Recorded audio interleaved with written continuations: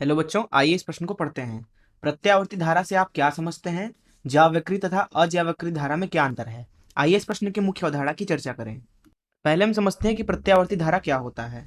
जैसा कि इसके नाम में ही छिपा हुआ है कि आवर्ती धारा, प्रत्यावर्ती धारा अर्थात एक ऐसी धारा जो खुद को ही बार बार आवर्त करे, अर्थात बार बार उसकी पुनरावृत्ति हो किसी एक निश्चित समय अंतराल के पश्चात। दरअसल प्रत्यावर्ती धारा एक ऐसी धारा होती है जिसमें समय के साथ उसकी दिशा बदलती है एक निश्चित अंतराल के दौरान।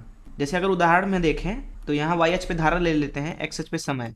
तो अगर धारा कुछ इस तरीके से बदल रही है कि एक निश्चित समय अंतराल के पश्चात ये अपने दिशा को बदल रही है और खुद का ही पुनरावृत्ति बार बार कर रही है। यहाँ पे मान लीजिए कि टी समय है, यहाँ पे 2t समय है।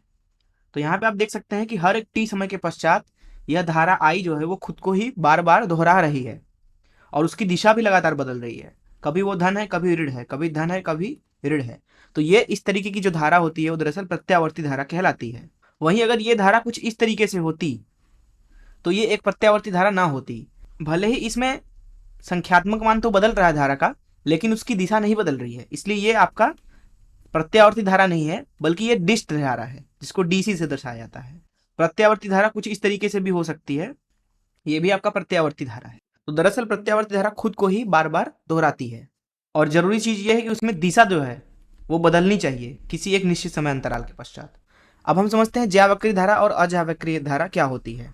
पहले हम समझते हैं इधर ले लेते हैं ज्यावक्रीय, इधर ले लेते हैं अज्यावक्रीय। दरअसल जैसा कि नाम से ही पता चल रहा है, ज्यावक्रीय अर्थात एक ऐसा ग्राफ जो साइन के ग्राफ जैसा दिखे, एक ऐसा वक्र जो कि साइन के जैसा दिखे। अर्थात ज्यावक्रीय धारा एक ऐसी धारा है जो कि साइन के ग्राफ जैसा दिखता है।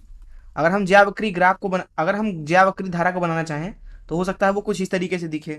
इसको आप साइन के रूप में लिख सकते हैं। यहाँ देख सकते हैं कि एक निश्चित समय अंतराल के पश्चात इसकी दिशा बदल रही है और यह खुद को दोहरा रहा है। यहाँ पे मान लेते हैं कि टी समय पश्चात ये खुद को दोहरा रहा है, तो टी इसका आवर्तकाल हो गया।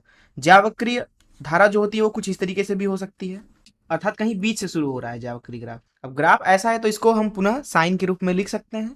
ये धन है, ये ऋण है, ये धन है, इधर ऋण है।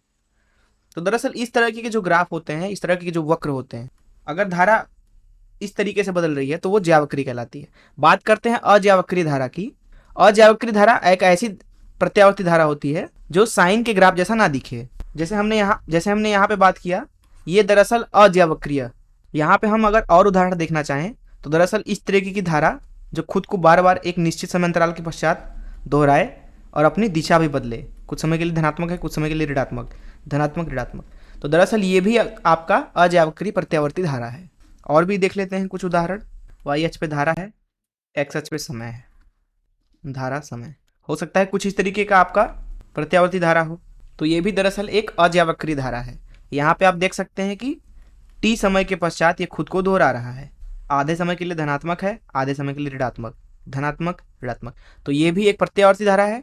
और क्योंकि इसको साइन के जैसा हम नहीं बना सकते हैं, अथवा जो यहाँ पे धारा आई है उसको हम साइन के रूप में नहीं लिख सकते हैं, जैसे आई बराबर I naught sine omega t plus five, इस तरीके से नहीं लिख सकते हैं। इसलिए ये जो दोनों ग्राफ हैं दरअसल अज्यावक्रीय है। तो इस तरीके से हमने मुख्य अवधारणा में ही समझा कि प्रत्यावर्ती धारा जो होती है एक ऐसी धारा है जो एक निश्चित समय अंतराल के बाद खुद को दोहराती है और उसकी दिशा एक निश्चित समय अंतराल के बाद बदलती है। फिर हमने समझा प्रत्यावर्ती धारा के दो प्रकार, ज्यावक्रीय तथा अज्यावक्रीय।